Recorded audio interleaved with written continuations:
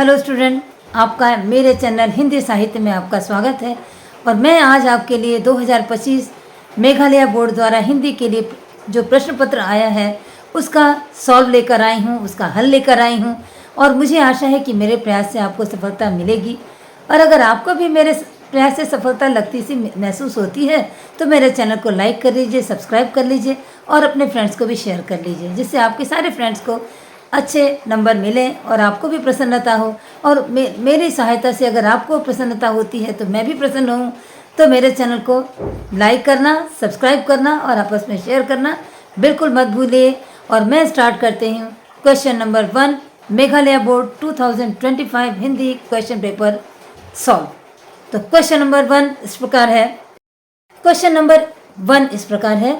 इसमें आपको short question का प्रोविज़न है और आपको शॉर्ट क्वेश्चन के लिए केवल 1 मार्क प्रोवाइड किया जाएगा। इसमें ऑप्शन होंगे, आपको सही ऑप्शन का चुनाव करना है। तो क्वेश्चन नंबर 1 जो है वो इस प्रकार है। अत्याचारी से यूं कब तक प्राणों की रक्षा की जा सकेगी? क्वेश्चन नंबर 1 होता है। ऑप्शन में कुछ भी कहीं दिया हो, आपको युवा बकरी को चुनना है, क्योंकि युवा बकरी को ही ऐसा महसूस होता था कि अत्याचारी से कब तक हम लोग बाड़े में बंद रखकर अपने जीवन की रक्षा कर सकते हैं। तो अत्याचारी से यूं कब तक प्राणों की रक्षा की जा सकेगी? क्वेश्चन नंबर 1 का आंसर होगा युवा बकरी। अब आते हैं नंबर 2 में। नंबर 2 क्वेश्चन है कि भेड़िए से किस स्वभाव से चरवाहा तंग था? ऑप्शन कहीं भी कुछ दिया हो, आपको धूर्तता को चुन लेना है और धूर्तता ही आपका क्वेश्चन आंसर को करेक्ट कराएगा।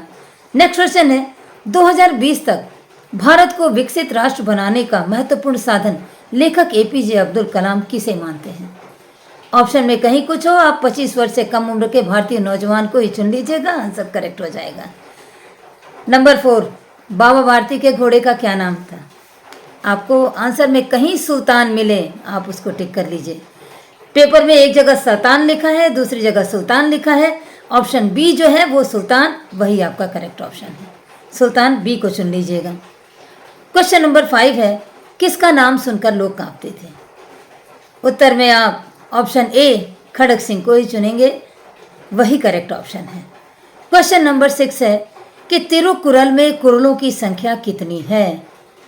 Option D is the correct option, 1330। जहाँ भी 1330 हो आप उसको चुन लीजिए, लेकिन पेपर में आपको ऑप्शन डी 1330 दिया है, आपको वहीं चुन लेना है। नेक्स्ट क्वेश्चन है कि नीलकंठ पाठ के लेखक कौन है? Option A Mahadevi Verma correct option है। क्वेश्चन नंबर 8 है कि मोर के दोनों बच्चों को चिड़ीमार कहाँ से लेकर आए थे? मोर के दोनों बच्चों को चिड़ीमार कहाँ से पकड़ कर लाया था? ऑप्शन डी शंकरगढ़ है, शंकरगढ़ ही करेक्ट ऑप्शन है। नेक्स्ट क्वेश्चन है, गाछ बिरछ किसके जड़ से किससे रसपान करते हैं? गाछ बिरछ जड़ के द्वारा किससे रसपान करते हैं? आंसर होगा पानी, जो कि है ऑप्शन बी। ऑप्शन बी पानी ही सही ऑप्शन होगा। अब आते हैं क्वेश्चन नंबर 10 में। क्वेश्चन नंबर 10 है रिक्त स्थानों की पूर्ति, फिल इन द ब्लैंक्स। ये क्वेश्चन नंबर 10 है, यह माटी डैश जनती है? Option number B Mahavir Buddha correct option है। Next question, question number 11, Harihar काका कितने भाई थे? ऑप्शन बी 4 करेक्ट ऑप्शन है। ऑप्शन बी 4 करेक्ट ऑप्शन है, हरिहर काका 4 भाई थे। नेक्स्ट क्वेश्चन है कि हरिहर काका के परिवार के पास कुल कितने बीघे खेत था? तो हरिहर काका के परिवार के पास जितने खेत थे, option D is the correct option, 60 बीघा, 60 बीघा। ऑप्शन डी सही ऑप्शन होगा। नेक्स्ट क्वेश्चन, टोपी के मित्र का क्या नाम था? नेक्स्ट क्वेश्चन में option D will be correct answer, Iffan सही चुनाव है। तो जिसने इफ़न लिखा है उसका करेक्ट हो जाएगा, तो टोपी के मित्र का नाम इफ़न था। नेक्स्ट क्वेश्चन 14, क्वेश्चन नंबर 14 है कि सपनों के से दिन शीर्षक आत्मकथा के लेखक कौन है? Option D Gurudayal correct option होगा। अब ऑप्शन डी गुरुदयाल दिया है, वही आपको चुन लेना है। नंबर 15, नए कलेक्टर के कितने लड़के थे? Option A 3। ऑप्शन ए 3 को ही आपको चुनना है, बाकी चुनेंगे गलत हो जाएगा।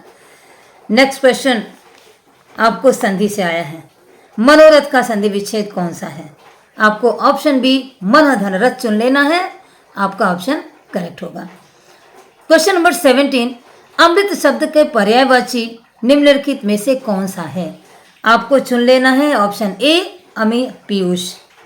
पीयूष और अमी अमृत का पर्यायवाची है। Option A will be correct option. Next question है क्वेश्चन नंबर 18। क्वेश्चन नंबर 18 में आपको दिया है आय व्यय किस समास का उदाहरण है? आय व्यय किस समास का उदाहरण है? इसमें ऑप्शन बी करेक्ट होगा, द्वंद्व समास का उदाहरण है। ऑप्शन बी द्वंद्व समास करेक्ट ऑप्शन है, वही सही होगा। नंबर 19, मुख है जो सरोज के समान।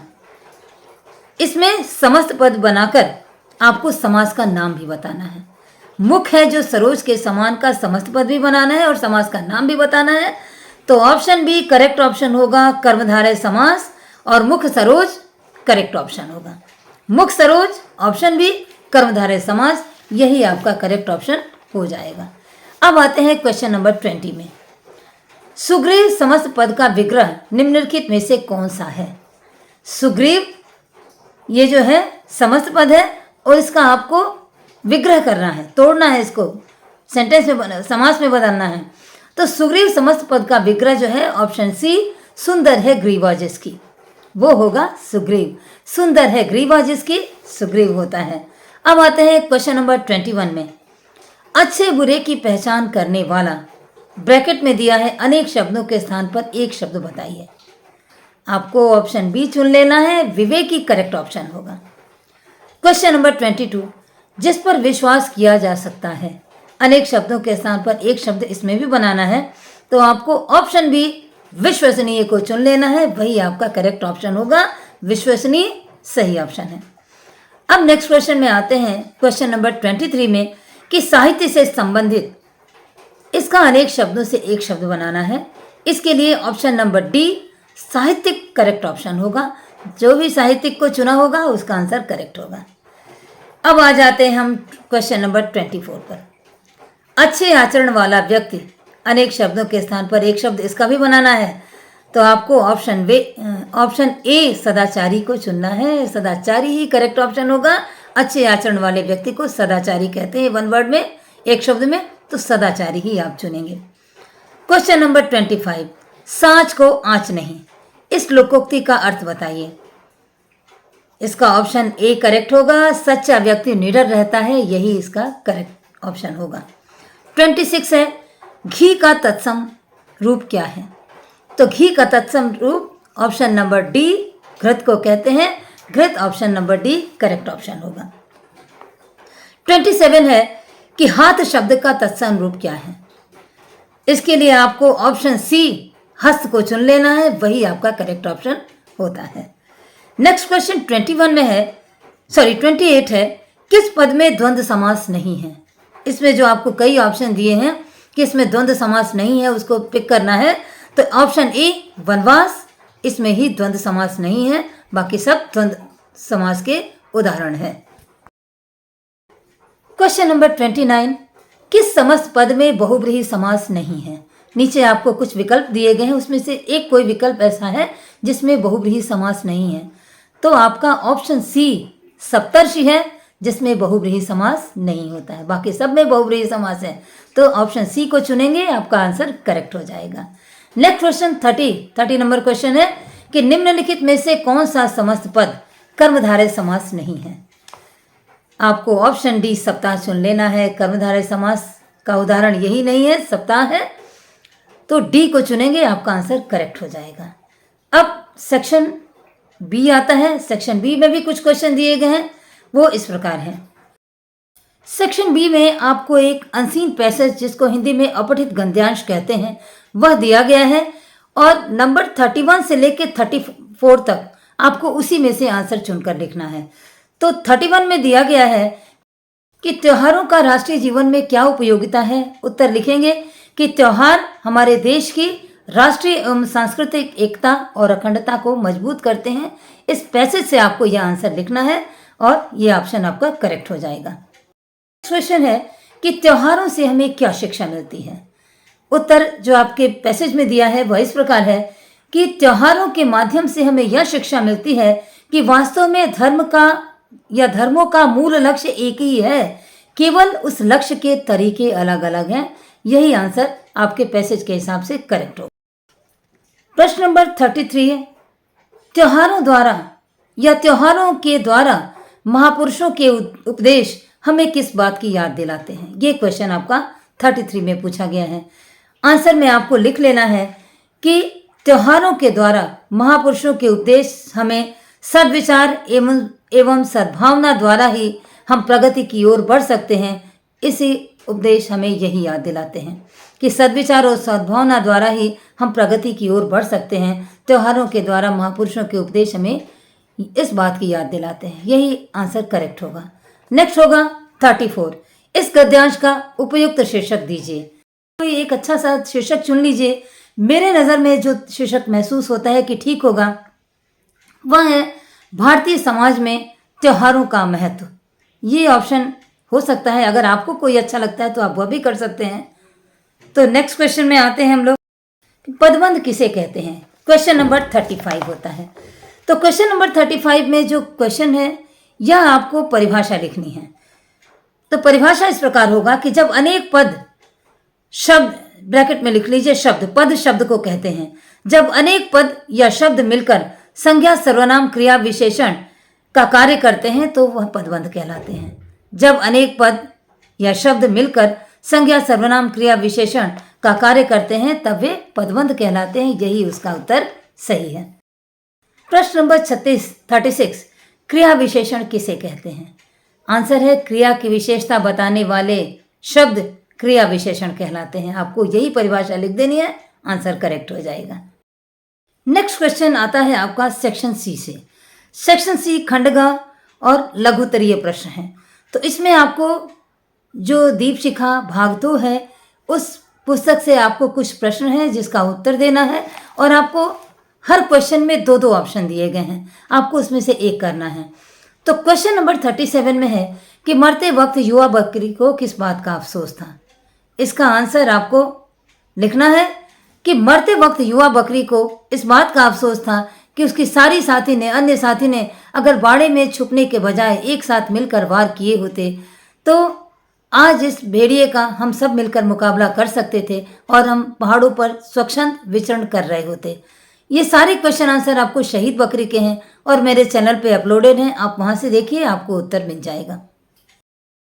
अथवा करके नेक्स्ट क्वेश्चन है सेम 37 में कि लेखक के अनुसार कोई राष्ट्र महान कैसे बनता है?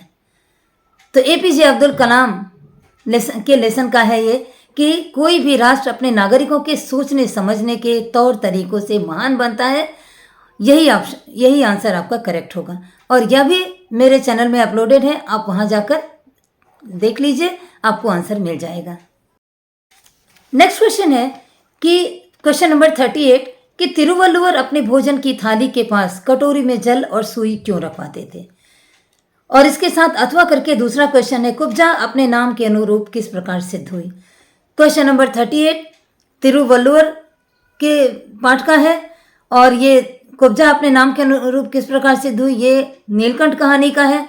इसका भी क्वेश्चन आंसर आपको मेरे चैनल पे अपलोडेड है। आप वहां जाकर चेक कर लीजिए, आपको सारे आंसर मिल जाएंगे। क्वेश्चन नंबर 39 है कि कवि अपनी मातृभूमि के लिए क्या कुछ करना चाहते हैं? ये लेसन नंबर 1 का है कि कवि अपनी मातृभूमि के लिए अपना तन मन धन जो कुछ संभव है सब कुछ देना चाहते हैं। यही आंसर है। यह आंसर भी आपको मेरे चैनल पर मिलेगा और आप वहाँ चेक कर लेंगे। आपको बखूबी आपको परीक्षा में अच्छे नंबर दिलाएगा। नेक्स्ट क्वेश्चन अथवा करके है विश्व नागरिक बनने के बाधक तत्व कौन कौन से हैं? इसका आंसर भी चैनल पर मिलेगा। आप वहाँ जाइए, आपके पाठ के सारे प्रश्न उत्तर मैंने अपने चैनल पर अपलोड कर दिए हैं, वहाँ जाकर चेक कर लीजिए। नेक्स्ट क्वेश्चन है 40 में कि माँ यशोदा क्या कहकर कृष्ण को आश्वस्त करती हैं? यह बाल लीला पाठ का है। इसमें माँ यशोदा कृष्ण को कहती हैं कि तू ही मेरे पुत्र हो और मैं तुम्हारी माता हूँ। मुझे मेरी गायों की सौगंध है, तुम ही मेरे पुत्र हो। तुमको बलराम जो चिढ़ा रहे हैं वो व्यर्थ ही चिढ़ा रहे हैं, तुम परेशान ना हो। ये भी क्वेश्चन बाल लीला पाठ का है। ये भी मेरे चैनल पे अपलोड है, आप वहाँ जाके देख लीजिए, आपको बड़ी आसानी से मिल जाएगा। नेक्स्ट क्वेश्चन आता है अथवा करके है कवि के अनुसार भाग्य की चर्चा कैसे लोग अधिक किया करते हैं? तो भाग्य की चर्चा निरुद्यमी लोग किया करते हैं। ये भी मेरे चैनल पे अपलोडेड है। तो इस तरह आपको सारे क्वेश्चंस का आंसर मेरे चैनल पे मिल जाएगा, इसलिए इसकी चर्चा ज़्यादा नहीं करते हैं, मैं आपको प्रश्न दिखा देती हूँ।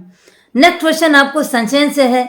कथावाचक और हरिहर काका के बीच क्या संबंध है और इसके क्या कारण है? तो ये भी क्वेश्चन आपको मेरे चैनल पे मिल जाएगा, आप उसको चेक कर लीजिए। सारे क्वेश्चन आंसर का मैंने आपको वीडियो बना दिया है।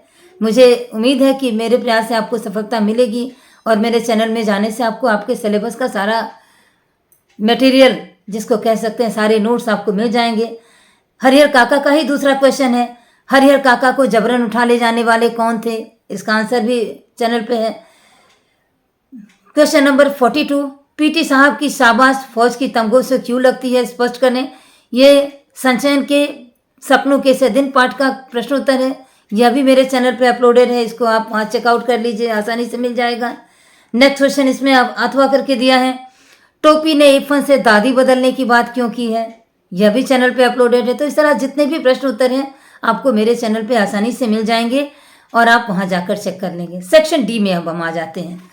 सेक्शन डी में भी कुछ बड़े क्वेश्चन हैं जो आपको करना है। सेक्शन डी में 5 मार्क्स के क्वेश्चन है जो आपको 4 करने हैं, 20 मार्क्स का है।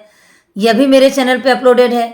43 में हार की जीत कहानी का सारांश मैंने एक्सप्लेन कर रखा है, उसको देख लीजिए। तिरुवल्लुवर की जीवनी सहित उनकी चारित्रिक विशेषताओं पर प्रकाश डालिए, यह भी चैनल पे अपलोडेड है। तो सारे सिलेबस के हिसाब से ही आपके पेपर आए हुए हैं और आपको चैनल पे जाने से सारा कुछ प्राप्त हो जाएगा। नेक्स्ट क्वेश्चन 44 है, इस माटी को नमन करें कविता का सारांश लिखिए। इसको भी मैंने एक्सप्लेन किया, वहाँ जाके चेक कर लीजिए। अथवा विश्व नागरिक बने कविता का सारांश कीजिए, यह भी सारांश भी मैंने आपको पूरी कविता एक्सप्लेन कर दी है, वहाँ आप देखेंगे। इसका प्रश्न उत्तर भी आपको मिल जाएगा। तो बहुत सारे जो प्रश्न उत्तर हैं इसकी चर्चा अगर करेंगे तो वीडियो बहुत लंबा हो जाएगा। आप चैनल पे जाके एक के बाद एक जब देखेंगे तो आपको परीक्षा उपयोगी सारी चीज़ें वहाँ प्राप्त हो जाएंगी। नेक्स्ट क्वेश्चन 45 है कि राही मासूम रजा की जीवनी उनके साहित्यिक कृतियों के बारे में लिखिए। ये राही मासूम रजा जी का जीवन परिचय, साहित्यिक परिचय है, यह भी चैनल पर मैंने इसको एक्सप्लेन किया है, आप इसको देख लीजिए। अथवा हरिहर काका की कहानी का सारांश तो ये भी थोड़ा बड़ा सा प्रश्न है, इसको भी मैंने अपलोड कर दिया है अपने चैनल पे, आपको वहाँ मिल जाएगा। तो आपको सेक्शन डी के सारे क्वेश्चन चैनल पे अपलोडेड हैं, वहाँ जाके आपको प्राप्त हो जाएंगे। आप धीरे धीरे करके उसको पढ़ लीजिए। अब आता है क्वेश्चन नंबर 46। तो क्वेश्चन नंबर 46, किसी एक विषय पर निबंध लिखिए जिसमें आपको भाग्य और पुरुषार्थ है, पर्यावरण और प्रदूषण समस्या है, दहेज समस्या है, दूरदर्शन पर समाज का प्रभाव है। इनमें से किसी एक का चुनाव करके आपको इसमें निबंध लिख देना है और आपको परीक्षा में अच्छे नंबर प्राप्त होंगे। और जो भी ऐसे लिखेंगे आप उसको पॉइंट वाइज करते चले जाएंगे तो आपको अच्छे नंबर प्राप्त करेंगे। किसी एक विषय को उठा लीजिए, आपकी ग्रामर बुक में सारा कुछ दिया हुआ है। तो इस तरह आपको यह 2025 का पेपर कंप्लीट होता है और मुझे आशा है कि आपको मेरे प्रयास से सफलता मिलेगी। और अगर आपको भी लगता है कि मेरे प्रयास से सफलता मिलती है तो चैनल को दोबारा रिक्वेस्ट करती हूँ, सब्सक्राइब करिए, लाइक करिए, शेयर करिए। धन्यवाद।